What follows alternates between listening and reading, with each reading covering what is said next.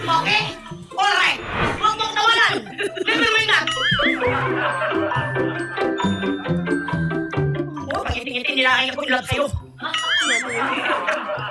Kala mo na takot ko sa'yo. Walang preno to. Nakakatakot ka, ma'am. Pag ako may kaaway, ito na sa harap ko. Panalo na ako. Minsan yung pinapag-awayan namin yung ano, Sir. Ano po yan, sir? Ganyan lang, sir.